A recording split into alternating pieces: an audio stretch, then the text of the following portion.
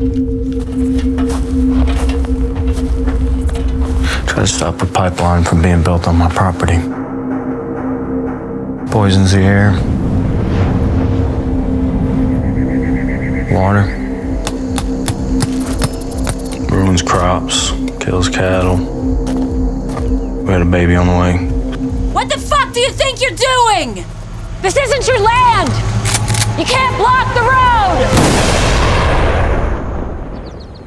This is a movie about 8 people that feel like they have a moral justification to destroy a particular piece of property, and they do it. And we're seeing the movie and this story from their perspective, and that's what the film is. It's not about a silver bullet. It's about empathizing with these 8 people who believe that destroying a pipeline is an act of self-defense. And I think that one of the things that's so important in a film like this is the nonlinear structure. It's a way of maintaining the tension. You set up the stakes very early in the film, and then dipping back into the past, you learn more about why each person has all of these reasons for carrying out this action. But you're already hooked by the driving tension of the main thrust of the operation. I think that that's what makes the film work as it does. So this started with Jordan finding the book, and then we had conversations about youth and rebellion, and in this time, what we were kind of experiencing. The initial idea being, what if it was us and our friends that did this? So we spent a few months researching, talking to activists, talking to anyone with any special knowledge that could help us kind of flesh out this piece. And then at a certain point, I think about 2 months in, I came in with a sort of breakdown of all the characters and the first 10 pages, setting the tone for what became the rest of the script. I remember when you brought those first 10 pages, because we'd been talking about it for a while and we'd been thinking about it and having all of these abstract ideas, and you brought the first 10 pages and I was like, oh yeah, this is a movie. This is gonna be fun. Answer the question, do you feel like a terrorist? Do I feel like a terrorist? Of course I feel like a fucking terrorist. We're blowing up a goddamn pipeline. They're gonna call us terrorists. Who cares what they call us? I ain't hurting nobody. Boston Tea Party, they were terrorists of their day. They didn't hurt anybody. Patriots. And at that time, I was writing from a very personal place. Sochi was kind of my own processing of my disillusionment with institutions. And there was this strange kind of push and pull in being both an actor, producer, writer, where there would be days where we would have scenes where we're rewriting the scene for tomorrow. It kind of became this very intentional thing of writing Sochi as the thing holding it together, and also could implode at any moment, because that was me on set. I was seconds away from imploding at every moment, and that became just the most honest thing I could do as an actor. And I think it's kind of interesting to watch in hindsight, but those days were so difficult. And then going into casting, you know, Lukas and Kristine brought such a sense of humor and levity to the movie that was so needed.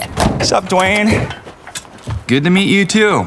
One of the things that was so great about working with Lukas was that he was constantly going off script. He was ad-libbing all the time. And On he brought film, brave.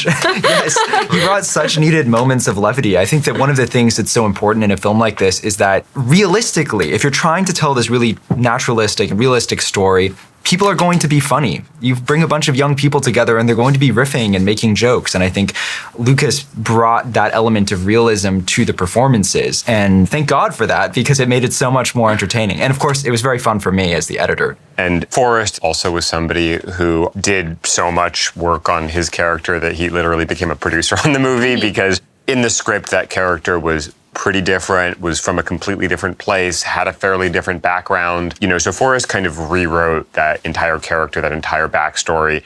And all of the actors were like really, I think, critical in developing the energy and the culture of the ensemble. And I don't think you could talk about the visuals of this movie without talking about Tahila de Castro, our brilliant DP. What Tahila brought and what we were so excited about was this sort of kind of warm, romantic shots that she would get. And I feel like often when you see something like a bomb being made on film, it's scary and alienating, and you want the audience to be disconnected from it.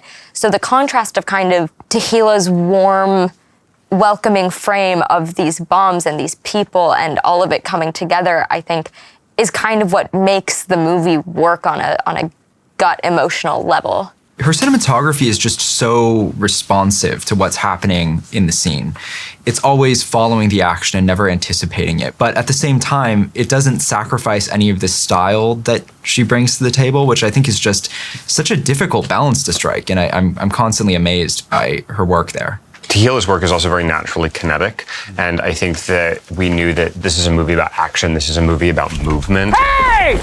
We wanted to shoot on film because I think that film didn't only lend a kind of realism and a grit to the image, but that gives the movie also this quality of hyper-stylized documentary. Even though we're not leaning into like any of the kinds of documentary tropes, there's like not that much handheld in the movie. I think it's very interesting that everybody thinks the movie's handheld, even though it's like mostly Steadicam or tripod, and there's only like a handful of scenes that are handheld, because I think that they feel like they've just been thrown into it and it's actually happening. And also, it was really fun figuring out the colors for each character. Personally, for me, colors naturally evoke really strong feelings, and putting people in colors that then start to blend and merge throughout the story is subliminal storytelling. I love the way Alicia and Theo's colors kind of merge as they share clothes and where they're at in their story. And Michael and Dwayne both being characters that have a strong connection to land, and their colors being brown and green, and that comes together in their moment that they share at the back of the truck. The other person, though, who was really essential to the look and feel of the movie was Dante, our colorist. Yes. I mean, he's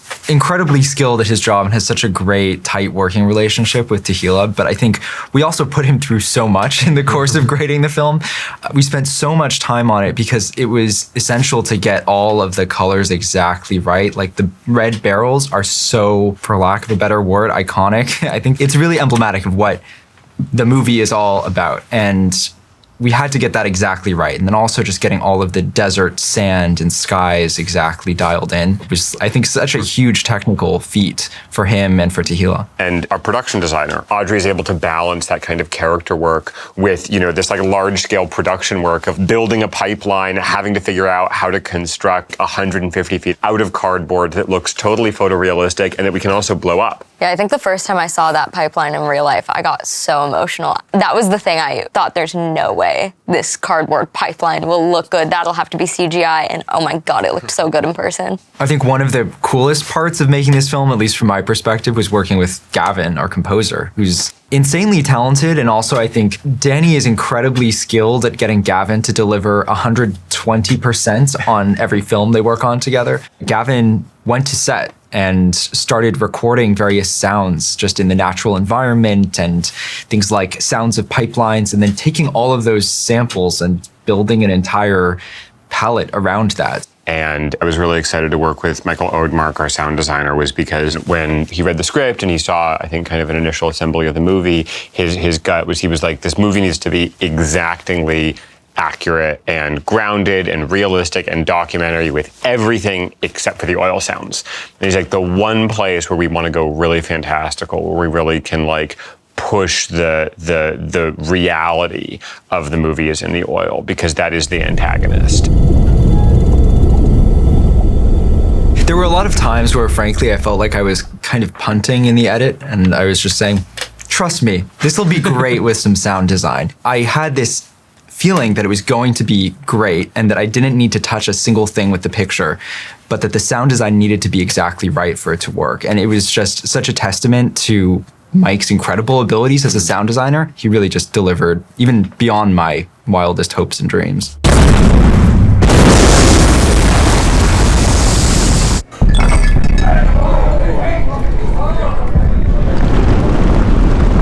I personally do not consider myself an activist for making this movie specifically. I think that is a title that needs to be earned, and I would hate to take away its power from the people who are out there doing actions or organizing in their community in tangible ways that I really admire and respect. How to Blow Up a Pipeline is a film that's about a collective action. It's about a group of people coming together to solve a really huge problem. And I think one of the best things that movies can do is bring people together in the same space and allow people to share the same emotional experience. And watching things isolated alone in our bedrooms is not a way to have that kind of collective experience. So I think that one of the things that the big screen offers to people is the chance to really bond with their fellow moviegoers. I think it's really important for this film in particular. And I think that oftentimes filmmakers can mistake making a film for doing a thing. And I think that that does not mean that cultural production is not important. So I think that we resist this idea that there's like a singular thing that should come out of this film outside of, cultural progress and a shift in terms of the way that we think and talk about how we are going to stop climate change.